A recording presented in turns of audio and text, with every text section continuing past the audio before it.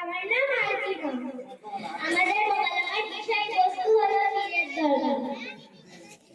আসসালামু আলাইকুম আমিনা, তুমি কেমন আছো? আলাইকুম বাবার কৃপায় কোনো রকমের না মরে বেঁচে আছে। তুমি কেমন আছো তাই বলো। আলহামদুলিল্লাহ, আমি আল্লাহর রহমতে খুব ভালো আছি। আচ্ছা আমিনা, আমি তোমাকে সালাম দিলাম আর তুমি হাত নিচু করে মাথা নিচু করে অমুসলিমদের মতো বললে আলাইকুম সালাম। ওরকম বলতে নেই, বোঝায় ওয়ালাইকুম আসসালাম ওয়া রাহমাতুল্লাহি ওয়া বারাকাতুহু। আরে রাখো তো তোমার ভক্তবাণী, এত মাস্টারি করতে হবে না। তোমার যদি কিছু বলার থাকে তাহলে তাড়াতাড়ি বলো, আমার এখন খুব তাড়া আছে। হ্যাঁ, বলার জন্যই তো দাঁড়িয়ে আছি। আচ্ছা আমিনা, তুমি এত রোদের মধ্যে হাতে ব্যাগ নিয়ে মুখে মেকআপ করে কোথায় চললে?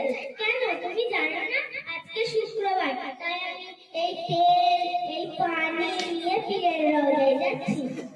হাইরে আসল শুক্রবারে পুরুষেরা যায় নামাজ পড়তে, আর তুমি এত সবাই যাচ্ছ পীরের রওজায় তেল পানি করতে? কেন, তোমার কি হয়েছে? আর বলো না, নানান রোগ নিয়ে ভুগছি, কত ডাক্তার কবিরা চেকিং করলাম, কিছুতেই কিছু হলো না। তাই আমরা বাড়ির পাশে মা চাচিরা বলতে লোক, তুই আমার পীর আব্বাস আলীর মাজারে যা, মানত কর, দেখবি তোর সব ঠিক হয়ে যাবে। তা আমি এই 5 শুক্রবার যাচ্ছি, এখন 2 শুক্রবার যাবো। আচ্ছা আমিনা, তুমি মাজারে গিয়ে কি করো? সবাই যা করে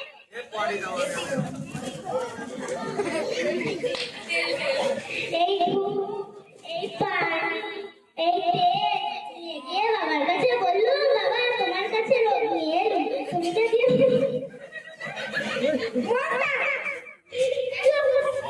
রোগ ভালো করে দাও, তাহলে তোমার নামে 2টি জোড়া খাসি জমা করে ফকির মিসকিনদের খাওয়াবো।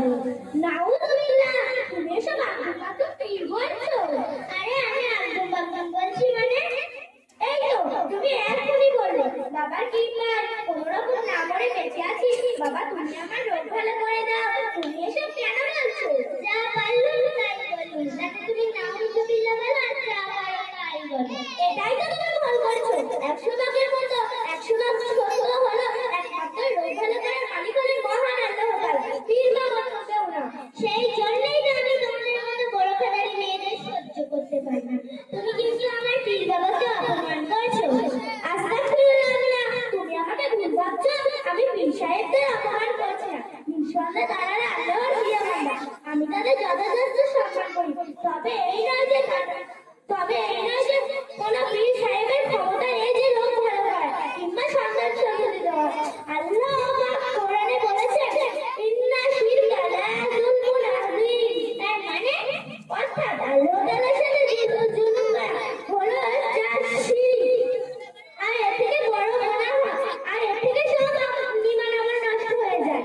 কি বলছো, সব নষ্ট হয়ে যায়? হ্যাঁ অবশ্যই। আমি তো প্রতি শুক্রবার যাই, কত ভূতের সঙ্গে দেখা হয়, কোনো ভূত বলে না যে এটা শিরক। আরে ওরা বলবেই না কি করে, ওরা তো তোমার মতো নিজের বিধান করে ঈমান আমার সব নষ্ট করে ফেলেছে। আচ্ছা আমিনা, তুমি কি আমাকে একটু শিরক কাকে বলে বলবে, যাতে আমি সবকিছু ভালো করে জানতে পারি? হ্যাঁ অবশ্যই বলবো, কেন বলবো না। শোনো তাহলে, আল্লাহ তাআলার সাথে অংশীদার স্থাপন করে হায়াত মাউত সন্তান সন্ততি দেওয়ার মালিক হলেন মহান আল্লাহ তাআলা। আর এগুলি যদি কোনো নবী রাসূল ও পীরের কাছে দেওয়া হয় তাহলে সেটা শিরক হবে, তাই নাকি? হ্যাঁ অবশ্যই। আমাদের নবী কারীম সাল্লাল্লাহু আলাইহি ওয়াসাল্লাম বলেছেন, আল্লাহ ব্যতীত কোনো কারণে আমি জীবজন্তু জবাই করি না, আর কোনো দেব দেবী নবী রাসূল ও পীর ও ওলিদের নাম খাওয়া হয়। এত কবি বলেন, খোদার সাথে শিরককারী কোনো হতো না, সেই বিচারে ঠাই হবে সোজা জাহান্নাম। তাহলে আমি তো অনেক বড় গুনাহ করে ফেলেছি আরজিনা। হ্যাঁ আমি তো তোমাকে এটাই বলাতে চেয়েছিলাম যে তুমি শিরক জাতের মধ্যে ঢুকেছো, গোনাহ না। তাহলে আমি আর কোনোদিনও পীরের মাজারে যাব না।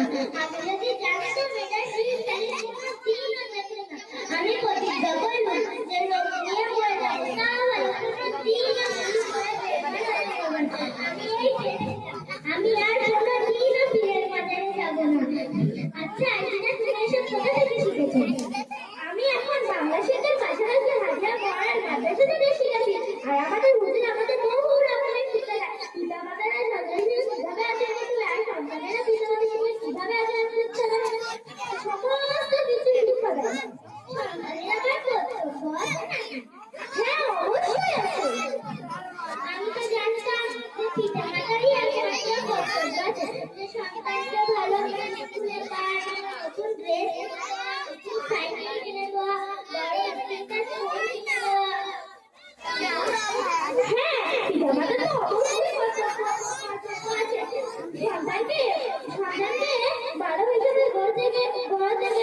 শিক্ষার পাশাপাশি দিনের শিক্ষা খুব প্রয়োজন।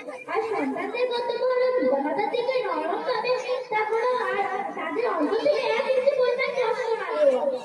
তাহলে আমি তো আজকে সকালে অনেক বড় মজা করে ফেলেছি। জানো, আজকে আমি সকালে এক মাসের সাথে ঝামেলা করে এসেছি বড় একটা ফোন কিনে না দেওয়ার জন্য।